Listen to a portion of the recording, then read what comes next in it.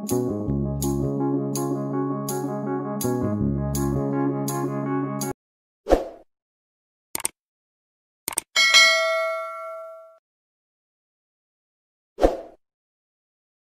বসে গিয়েছি পুরো রান্নাতে। রান্না অলরেডি কমপ্লিট হয়ে গেছে, কিন্তু ওই যে চিংড়ি মাছের মালাইকারিটা হয়নি, ওটাই তোমাদের সাথে শেয়ার করবো বলেই আপাতত রেডি হয়ে গেছি। চলো, এই যে এখানে নুন হলুদ মাখিয়ে রেখেছি চিংড়ি মাছগুলো, আর এখানে দেখো চচ্চড়ি হচ্ছে। আর এই যে এই চিংড়ি মাছটা, এই ঘুষো চিংড়ি না কি বলে, সাদা সাদা, ওটাকে ভেজে ভালো করে এই সবজির সাথে চচ্চড়ি হচ্ছে একটা, ওই জন্য আওয়াজ হচ্ছে। আর কড়া গরম হয়ে গেছে, আর এই কড়াটা হচ্ছে কালকে লুচি ভাজা হয়েছিল, তো এই ধারে ধারে দেখো এইগুলো তেলের ছিটে লেগে আছে। তো যাই হোক বন্ধুরা, প্রথমে কড়াটা ভালো করে গরম করে নিতে হবে। তো আমাদের দাদাভাই ওইদিকে হচ্ছে কাপড় জামা খেয়েছে, শুকনো করতে দিচ্ছে, কারণ বাড়িতে আছে।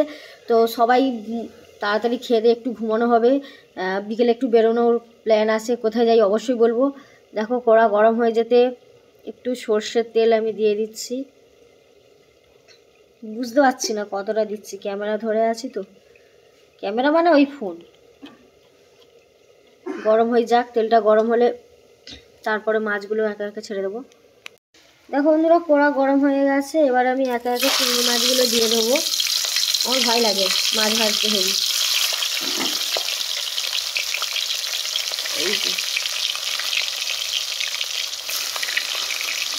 হালকা করে ভেজে নেব।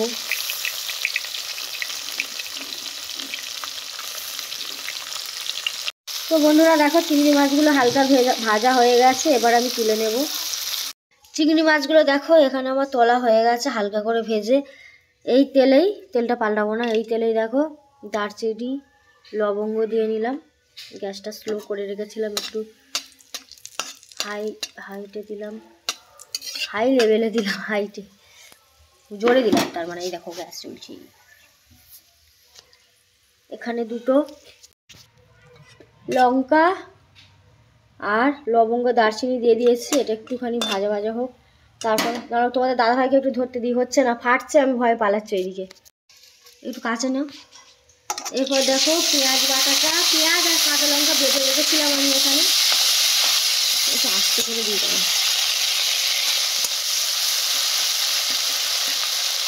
তারপরে আমি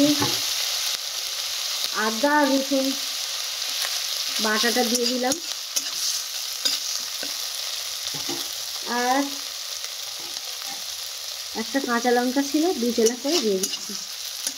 এবার এটাকে ভালোভাবে কষিয়ে নিতে হবে। এটা হোক, আমার মনে হচ্ছে একটু সর্ষে তেল দিতে হবে, নাহলে ঠিক জমছে না।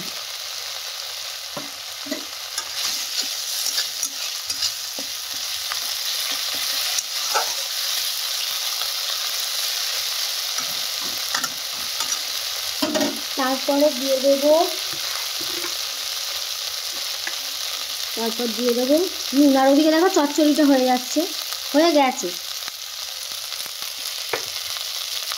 যেতে আমি গ্যাসটা বন্ধ করে রেখে দিয়েছি, তোমার দাদা এসে গিয়েছে, এখানে ফোটা খেতে দিয়েছে। একটু নুন দিয়ে দেবো পরিমাণ মতো, অল্প থাক, দিলে ভালো আমি করে দেবো। আবার একটু নেড়ে নেবো। সবাই এত হয় না, চটপট।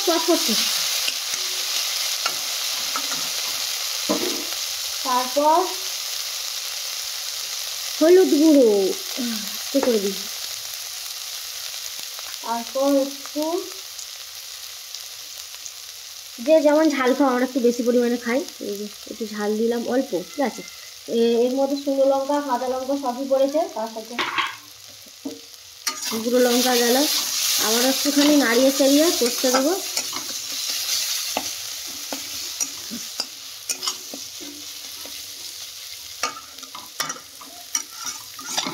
মশলা তুলনা করা বড় হয়ে গেছে, তাই তো যাই হোক, একটু লো ফ্লেমে এটা কষা হোক। তারপরে দিয়ে দেবো একটু চিনি। এবারে চিনি দিয়ে নিলাম, আবারও একটু কষে আমি হালকা আঁচে করেছি, ঠিক আছে। একটু জোর দিই, নাহলে হচ্ছে না। দেখো তোমার দাদাভাই ঠিক মতো ধরতে পারছে না ফোনটা। এরপর দেখো একটুখানি কাশ্মীরি লঙ্কার গুঁড়ো দিয়ে দিচ্ছি, যাতে একটুখানি কালারটা ভালো হয়। শুধু দেখতে খেতে ভালো হলে হবে বলো, দেখতেও যাতে ভালো হয় সেটাও আমাদের চেষ্টা করতে হবে। আবারও কষিয়ে রসিয়ে একদম রান্না করছি। দেখো স্লো করে একদম গ্যাসটা একটু বাড়িয়ে দিলাম। এটা শুধু কিন্তু দুধ দিয়েই বানাবো বন্ধুরা। এই যে নারকেলের দুধ হালকা করে প্রথমে একটু দিয়ে দিলাম, আস্তে করে দিতে হবে যাতে গ্রেভিটা একটুখানি পুড়ে না যায়, মশলাপাতি যেন পুড়ে না যায়।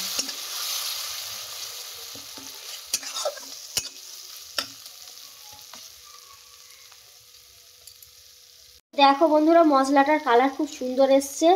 এরপর আমি টক দইটা ভালো করে একটু সামান্য জল দিয়ে ফেটিয়ে নিয়েছি, এবার দিয়ে দেবো যাতে গ্রেভিটা আরও ঠিক হয়, মানে আরও ঘন হয়। দেখো বন্ধুরা দিয়ে নিলাম, আমি আরেকটু জল নিয়ে দিয়ে দেবো, আমি বেস্ট করতে চাই না, নষ্ট করতে চাই না করে নিই। তো দেখো বন্ধুরা তোমাদের দাদাভাই ধরতে ধরতে হাত কে হয়ে যাচ্ছে ফোন। এবার দেখো গ্রেভিটা কেমন হয়েছে, একটুখানি জোরে দিলাম গ্যাসটা যাতে গ্রেভিটা ফুটে যায়। আমি কিন্তু জল খুবই কম ব্যবহার করছি, ব্যবহার করি না বললেই চলে। সামান্য টক দইটা একটুখানি ফেটিয়ে নেওয়ার জন্য শুধু জল ব্যবহার করেছি। তো বন্ধুরা দেখো আমার মশলাটা ফুটে উঠেছে, এর মধ্যে আমি জিরে ধনে গুঁড়ো দিয়ে দেবো যাতে আরও সুন্দর হয় রেসিপিটা। তো দেখো তো ক্যামেরাম্যান ভালো নয়, ওই জন্য ঠিক হচ্ছে না, ঠিক আছে বুঝতে পেরেছো বন্ধুরা। দেখো মশলাটা দিয়ে ভালো করে আবারও একটুখানি কষে নেব, খুব জোরেও না আস্তে না, যখন যেমন লাগবে তেমনভাবে গ্যাসটা জ্বালাতে হবে। দেখো বন্ধুরা মশলাটা একটুখানি তেল ছেড়ে আসুক, তারপর আমি এর মধ্যে একদম ঘন দুধটা দিয়ে দেবো। তো বন্ধুরা তোমরা কেমনভাবে করো জানি না, তো ভিডিওটি যদি ভালো লাগে লাইক শেয়ার একটু কমেন্ট করে দিও। ফার্স্ট টাইম আমি করছি মালাইকারি, করেছি এর আগে কিন্তু এরকমভাবে করিনি। তো এরপর আমি দেখো মশলাটা আমার ভালোভাবে তেল ছেড়ে দিয়েছে, দেখো ওপরে দেখো তেল তেল ভাব। তো এর মধ্যে আমি ঘন দুধটা দিয়ে দেব।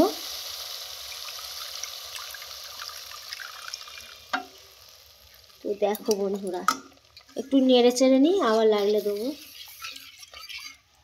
আমার হচ্ছে একটু লাগবে তাই তো।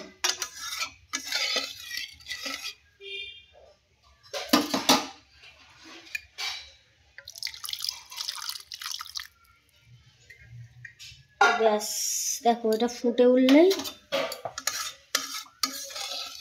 মাছগুলো দিয়ে দেবো।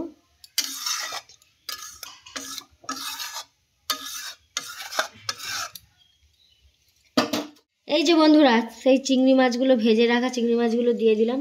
গ্যাসটা একটু লোয়ে দিয়ে দিই, একের পর এক চিংড়ি মাছগুলো দিয়ে দেবো। কালারটা খালি দেখো বন্ধুরা কেমন এসছে, সব কটাই দিয়ে দিচ্ছি পরপর। আর এগুলো চিংড়ি মাছের মাথা আর কি বলে দাঁড়া, এগুলো বেশি ভালো লাগে।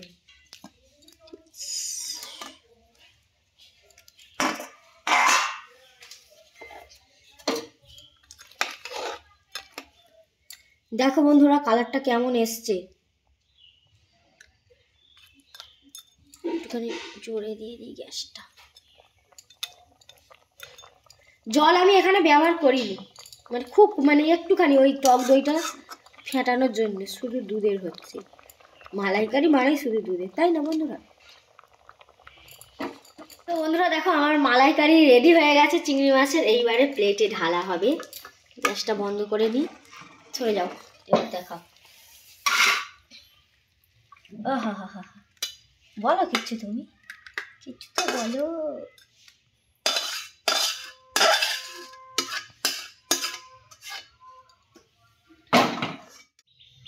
আর এই যে মালাইকারি দেখো খালি কালারটা। তো বন্ধুরা দেখো তোমাদের দাদাভাই একটু টেস্ট করে বলবে কেমন হয়েছে। কাছে কাছে নাও, মাথাটা নয় বড় চিংড়ি একটা নাও, টেস্ট হচ্ছে। দেখো একবার গ্রেভিটাই হচ্ছে মেন, তাই না? কেমন হয়েছে? বলো বলো বলো। পুরো সেই সেই সেই মানে কি? সেই মানে যারা রান্না করতে অনেক খিড়িমিড়ি করে কোনো রকমে করে হ্যাঁ, খেয়ে বলছে সেই, আবার বলছে খিরিমিরি করে। তো যাই হোক, দেখো বন্ধুরা আমার কমপ্লিট হয়ে গেল রান্নাটি। অবশ্যই লাইক কমেন্ট একটু বলে দাও কেমন হয়েছে, ভালো করে বলবে, মিথ্যে কথা বলবে না। দারুণ অসাধারণ, তোমরা বাড়িতে ট্রাই করতে পারো এইভাবে। তো অনেকে অনেক পদ্ধতিতে মালাইকারি করে, তো তোমাদের দিদিভাই আজকে এই পদ্ধতিতে রান্না করেছে, আমার তো দারুণ লেগেছে। তো তোমরা বাড়িতে কে কিরমভাবে রান্না করো অবশ্যই কমেন্টের মাধ্যমে জানিও। আর ভিডিওগুলি যদি তোমাদের ভালো লেগে থাকে অবশ্যই একটা লাইক ও কমেন্ট করে আমাদের পাশে দেবে। তো আজকের মতন টাটা, সবাই ভালো থেকো, শুভ দুপুর।